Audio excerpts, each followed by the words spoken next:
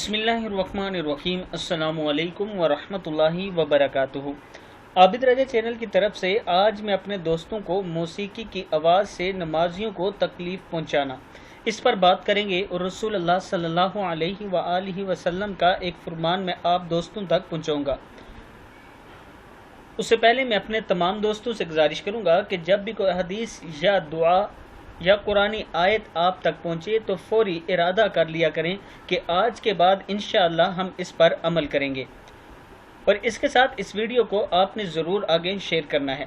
तो शुरू करते हैं आज का लेसन। बिस्मिल्लाहिर्रहमानिर्रहीम।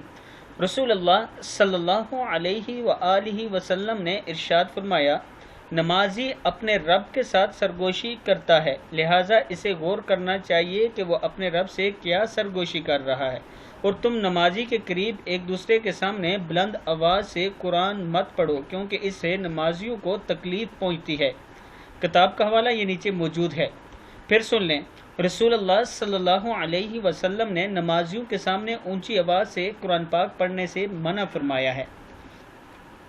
जब नमाजी के करीब बुलंद आवाज़ से कुरान करीम पढ़ना मना है, तो बुलंद आवाज़ से गपशप करना या मसाजिद के करीब मौसीकी और गाने की तेज़ आवाज़ से नमाजियों को तकलीफ़ देना कैसे दुरुस्त हो सकता है, इस पर ज़रा गौर करें।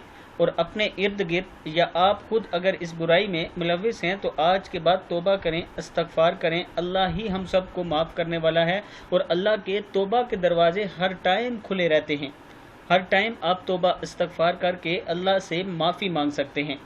मैं अपने दोस्तों से गुजारिश करूंगा कि वैसे ही हर टाइम तौबा इस्तग़फ़ार करें, लेकिन अगर किसी से ये गुनाह सरज़द हो भी गया तो आज अल्लाह ताला के सामने सजदे में जाकर माफ़ी मांगें। अल्लाह ताला ज़रूर माफ़ करने वाला है और आज के बाद इस बुराई की तरफ नहीं जाना। अस्सलामु अलैकुम व रहमतुल्लाहि व बरकातुहू।